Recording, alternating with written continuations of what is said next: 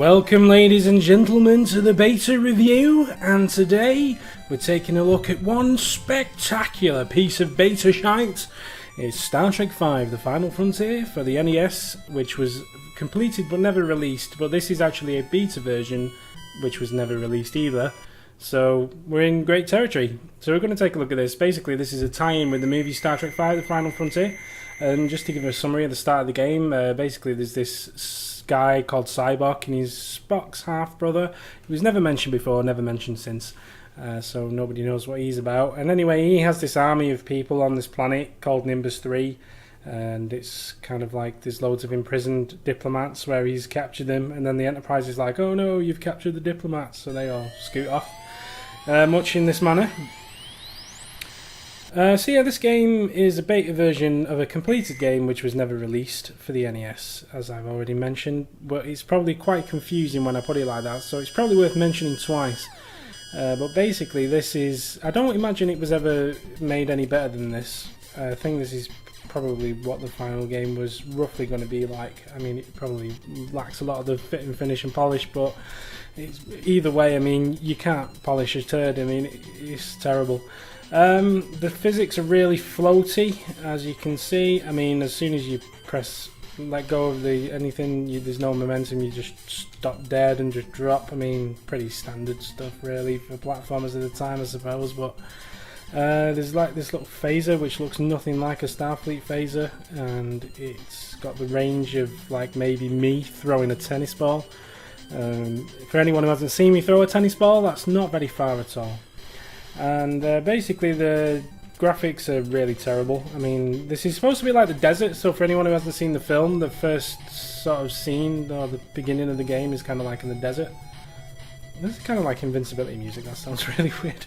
But yeah, this is kind of like set in a desert on this planet called Nimbus 3. There's a load of people knocking around in hoods, and they've been brainwashed by, like I say, this Cyborg guy who is Spock's half. But I won't even bother telling you the full plot of the film. It's terrible. I mean, well, I'll explain it a bit more as we go through this terrible game, and I'm just not going to complete these levels because they're grossly unfair. So yeah, this game was developed by Bandai, and like I say, it was for the Nintendo Entertainment System. It was cancelled before its intended release, and the game was inconsistent mainly with most of the plots and doesn't really tie into the film in any way.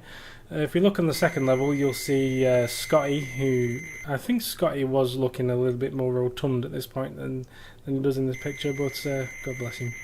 And yes, basically this level I just don't even understand, because the sprite of him looks more like Tom Selleck than it does Scotty, but whatever. But this level, you can just fall infinitely down this lift shaft, and Scotty, much like Chell from Portal, is completely able to withstand it, not a problem at all, so God knows how that works. But yeah, basically this level, there's no end game to it. You just walk down these infinitely long corridors where there's nothing there at the end of them. That's it. I mean, there's enemies in the corridor above, which you can't kill because they're through the floor. I just don't understand what this is supposed to be. I don't think you can... Yeah, I mean, you can get into the corridor above, I suppose, and go and tackle the enemies, which we can do for you if you want. There you go. So yeah, I guess that's scouting the place out, maybe, but I don't know. I just... this level I honestly don't understand at all. It's just very bizarre. It's just very, very bizarre. You got to try and crawl your way back up if you have fallen down all these lift shafts. But again, there's just loads of corridors that don't go anywhere or do anything. There's little turrets knocking around every now and again. But well, oh god, he's got the super speed shoes. What the fuck is this game actually about? Anyway, so yeah, this is the part of the film where Cyborg gets on board the Enterprise and kidnaps it because he's going to take it to the centre of the galaxy. The reason why he wants to take it to the centre of the galaxy, well, for some bizarre reason he seems to think God's hanging out there and he wants to go and find him. I mean, the film itself is full of plot holes which I won't even get into. I mean, like, oh, there's this impenetrable barrier at the centre of the universe where God's supposed to be hanging out, and the Enterprise just goes towards it and just sails through it, no problem. It's like, well, surely someone must have sent a probe in there or something, you know what I mean? It's like, oh god. Anyway, There's this like level select where inexplicably the levels are missing in like half of them. So there's 4 levels, but they're assigned to 10, 30, 50 and 70. And if you try and pick a different level than that, it just goes, be different! So, whatever. But if we have a look at the 3rd level, which is kind of like a little bit different from the other levels because it's not a platforming level. It's kind of like a first-person flying through space screensaver on acid. Which I don't really fully understand, but there you go. The Enterprise warps off into the distance, and now we're kind of in this really terrible sort of first-person view where the controls are, again, really, really floaty, and you've just got to try and avoid or shoot the asteroids. And yeah, basically the idea is just not to get the ship blown up. But I mean, this is what deflector shields are for, so I don't really understand what this...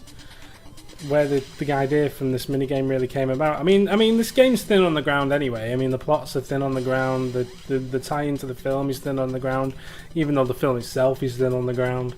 So, yeah, okay, that was fantastic. We won't spend too much time on that because it's really terrible.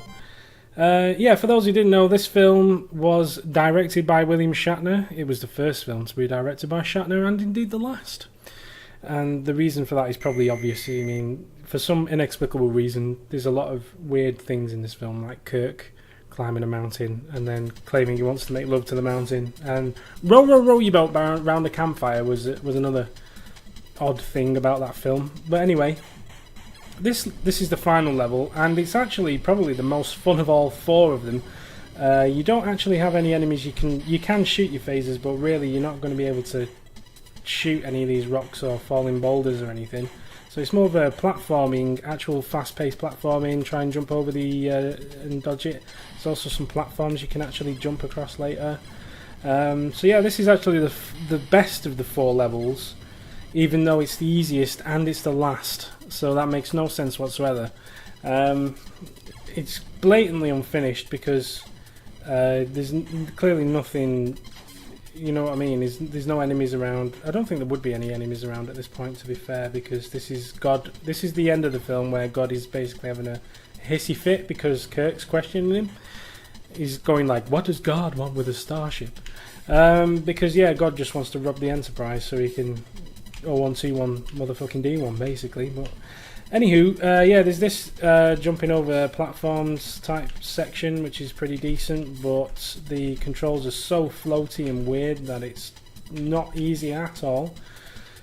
But there we go. And yeah, unfortunately, the level just inexplicably ends at this point. So, or in a moment anyway, you just come across a brick wall, and that is the end of the game. Yeah. So that's that, ladies and gentlemen. I don't think there's any way you can get past this wall. It's just a wall. And Spock, forever standing here wondering what he did wrong. Maybe it was that Bilbo Baggins music video that he did. Anywho, thanks for watching this beta review. It's been emotional as always, and I'll catch you on the next video. Take care. Ta-da.